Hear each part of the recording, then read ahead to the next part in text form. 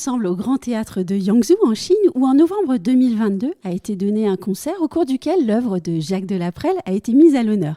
Alors avec nous aujourd'hui, les deux jeunes pianistes d'origine chinoise et diplômés de l'école Cortot, Xiyang Sen et Tie Wang. Avec nous également Alix Delaprelle qui est la petite fille du compositeur Jacques Delaprelle. Alix Delaprelle, bonjour. Bonjour Anne-Sandrine. Xiyang Sen, bonjour. Bonjour, enchantée. Et Tie Wang, bonjour. Bonjour. Tie Wang, pourquoi choisir l'œuvre de Jacques Delaprelle et pourquoi l'emmener à Yangzhou en concert? C'est grâce à Alix. En fait, nous avons rencontré la famille d'Alix à Paris il y a des années. C'était pendant les années d'études. Oui. À l'époque, elle venait nous voir en nos concerts. C'était en 2019. Oui. Après un concert, nous avait donné à musée Jean-Jacques Annet. La fille d'aînée d'Alix nous avait donné un CD des œuvres de Jacques Delaprelle. Ah oui. Grâce à ces enregistrements et ces lettres de Jacques Delaprelle, nous avons peu à peu appris à connaître ce grand artiste qui est lauréat du prix de Rome. Et nous avons été tellement émus par sa sincérité, sa noblesse et sa splendeur. Oui, Oui. en fait, la famille d'Alix, on ne l'a pas dit, mais elle est extrêmement active à perpétuer la mémoire et le travail de son grand-père. Oui. On essaye. On essaie. Et oui, Alix, parce que les pièces de Jacques Delaprelle qui ont été proposées au public lors de ce concert, on ne l'a pas dit tout à l'heure, mais elles ont été composées entre 1912 et 1942. Elles étaient nombreuses en plus, c'était pas seulement une seule pièce, parce que parfois on ne propose qu'une seule pièce de musique française, mais là c'était vraiment un très très beau programme.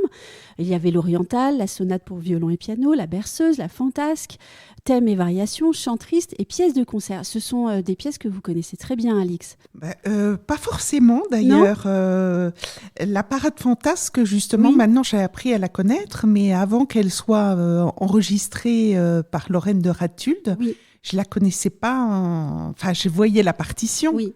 mais ça suffisait pas, quoi. Mais d'ailleurs, c'est une très très belle pièce. Hein. Je m'en souviens puisqu'on avait écouté le Oui, disque un côté ensemble. un peu Oui. jazzy Oui, oui. dans cette pièce. Oui. Et en fait, ces 7 œuvres qui ont été données à Yangzhou, 2 sont avant la guerre de 14 et les Oui. 5 autres après. Donc, la guerre de 14 l'a quand même, elle n'a pas été essentielle, mais elle l'a quand même marqué dans son parcours, puisqu'elle a empêché ses études.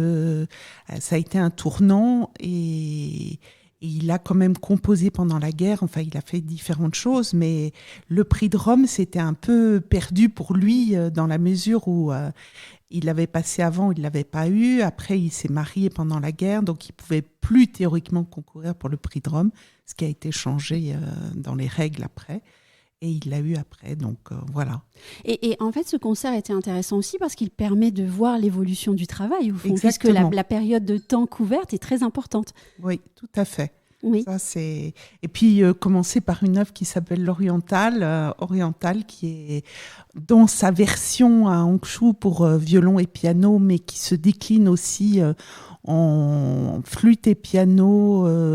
Je crois qu'il y a saxophone, alto piano et basson piano. C'était une belle communion avec la Chine, quoi. Oui.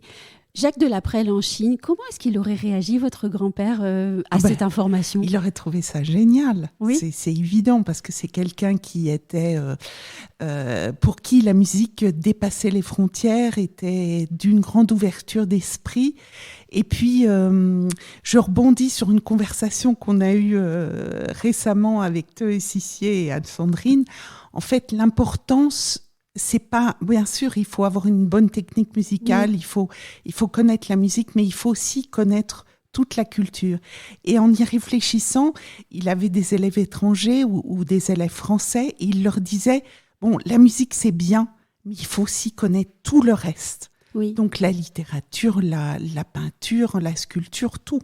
Oui, l'ouverture important. d'esprit, c'est ce Voilà. qui aussi vous caractérise d'ailleurs, Alix.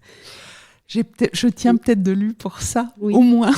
Et puis on le voit, grâce à votre fille qui a pu donner à tout à ces fait. deux jeunes musiciens un disque et puis parler de l'œuvre du grand-père. Et puis tout cela fait qu'un jour, Jacques Delaprelle est parti en Chine. Voilà.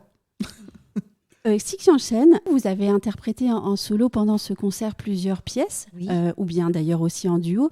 Comment est-ce que vous, donc on parlait tout à l'heure d'ouverture d'esprit, l'artiste d'origine chinoise mais formé à Paris, vous pouvez interpréter ces pièces? Comment est-ce que vous les travaillez? Comment est-ce que aussi vous les percevez? C'est vrai que la France et la Chine ont deux cultures différentes, Oui. Mais cela ne nous empêche pas de nous comprendre et de communiquer. Et en Chine, il y a beaucoup de musiciens qui aiment la musique impressionnisme française.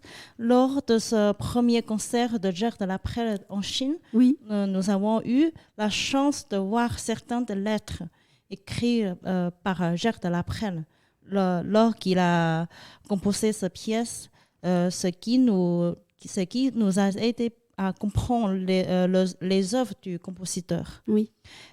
Pour ce concert, j'ai joué la sonate de violon de Jacques Delaprelle, qui est son chef-d'œuvre. Ce magnifique œuvre pour violon me rappelait la sonate pour violon et piano de César Franck. Et qui s'agit beaucoup de virtuosité de la part du pianiste et du violoniste. En outre, dans ce nombreuses œuvres de Jacques Delaprelle, on trouve beaucoup d'harmonies orientaux. Cette harmonie s'apparente à la poésie chinoise. Mhm. Et je pense à l'harmonie chez Jacques Delaprelle et la poésie chinoise. Je cherche la même atmosphère. Oui. Oui. C'est ce qui m'attire le plus dans l'œuvre de Jacques Delaprelle. C'est la raison pour laquelle nous avons choisi cette pièce comme l'une des premières. Et grâce aux lettres de Jacques Delaprelle, nous savons que sa famille occupe une place très importante dans sa vie.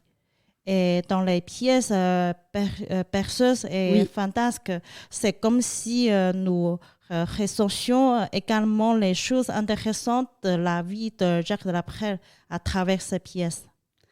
Alix, je vous ai vu sourire quand on a parlé de la parenté des harmonies. Oui, oui, parce qu'en fait, il y a une mélodie de Jacques Delaprelle qu'il a composée quand il était à Rome, qui s'appelle La flûte de Jade, Mhm. et qui est sur un poème de Franz Toussaint, mais qui est une traduction, puisque Franz Toussaint était très sinologue, et c'est une traduction de poèmes chinois. Donc voilà. Il y avait déjà un lien. Oui. Et pour vous, Tae Wang, qu'est-ce qu'il représente, Jacques Delaprelle? Ces œuvres du piano, dès que je prends le thème de ma variation, le thème principal, j'ai senti tout de suite, la charme de ce monsieur. Oui. Quel charme, quelle noblesse, quelle sincérité, quelle surtout virtuose aussi. Souvent, on joue la thème variation permet les pianistes d'exprimer davantage leur technique. Mais chez Jacques Delaprelle, ce que je trouvais, c'est pas que des techniques. Il y a aussi le côté de charme, de culturel. C'est ce que j'aime beaucoup. Il y a de l'élégance aussi. Oui, l'élégance, exact. Oui. Le charme de votre grand-père, Alix, vous m'en avez souvent parlé. Mais oui, parce que je pense que c'était quelqu'un tout à fait charmant et charmeur. Oui. Il y avait chez lui quelque chose comme ça, que j'ai peut-être pas perçu moi quand j'étais petite, parce qu'il est mort quand j'avais 7 ans, mais les gens qui en parlent évoquent toujours ça. Oui. Et puis tout à l'heure, Signancé Hassen a parlé aussi de l'importance de la famille pour lui. Oui. Et c'est vrai qu'on retrouve beaucoup dans beaucoup de pièces ce lien à la famille. Tout à fait. Et Je pense à la petite poupée en particulier, mais Voilà. il y a aussi d'autres pièces. Mais même la sonate pour violon et piano, il l'a écrite au Tréport. Il a commencé au Tréport en Normandie, où son père avait une maison, et en pensant à sa fiancée, qu'il n'était peut-être pas encore à ce moment-là, mais enfin allait le devenir. Et c'est vraiment, ça l'exprime elle, complètement. Il y a beaucoup de sentiments aussi chez lui. Oui. Très, très fort. On va parler du concert, puisque vous nous faites l'honneur d'être revenu à Paris pour nous parler de ce concert qui a eu lieu en Chine. Comment est-ce que l'organisation du concert s'est-elle faite? J'ai cru comprendre que parfois, les formalités administratives en Chine sont assez complexes, elles sont très précises. Donc, comment est-ce que vous avez fait pour pouvoir emmener Jacques Delaprelle finalement en Chine? D'abord, il faut trouver des musiciens de bon niveau. Et cette fois-ci, on avait vraiment la chance de pouvoir travailler avec les musiciens de l'Orchestre Philharmonie de Hangzhou. Mais c'est un orchestre officiel soutenu par le gouvernement. Il y a beaucoup de démarches, il faut déclarer, il faut demander, il y a beaucoup de choses à faire, mais ça, à la fin, on est arrivé à la faire. Deuxième chose, c'est nous avons dû faire approuver notre contenu et déclarer, et aussi conformer au règlement anti-Covid en vigueur. Parce qu'en ce moment-là, les grands rassemblements, plus de centaines de personnes, c'était très contrôlé. Du coup, il faut préciser tout avant de préparer.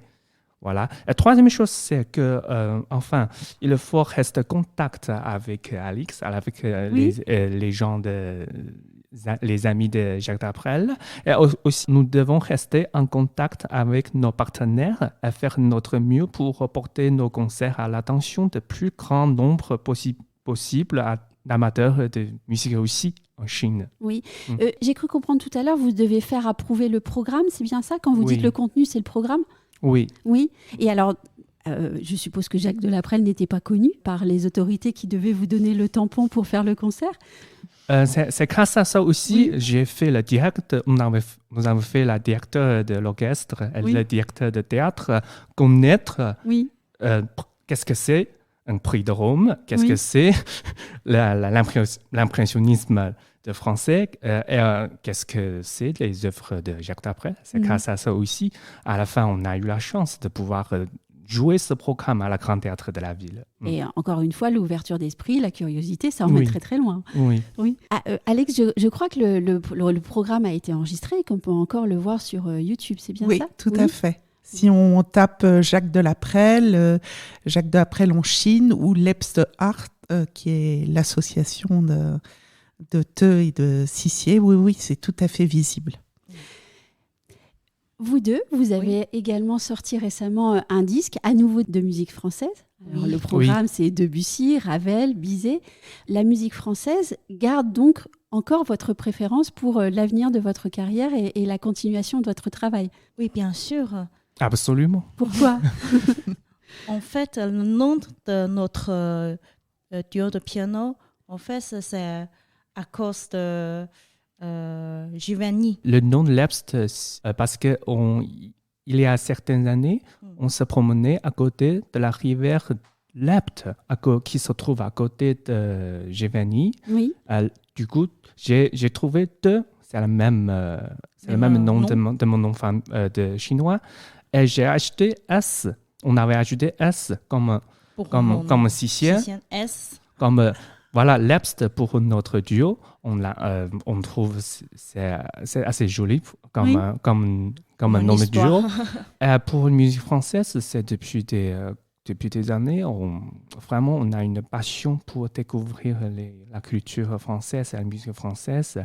J'aime beaucoup les œuvres chez Ravel, chez Debussy. Pendant mes études à Paris, notre professeur nous fait travailler beaucoup. Qui était votre professeur? Elle s'appelle Marie-Catherine Giraud. Oui. Elle va jouer à la Roque d'Andéro lendemain. Et vous allez aller la voir. Oui. L'écouter.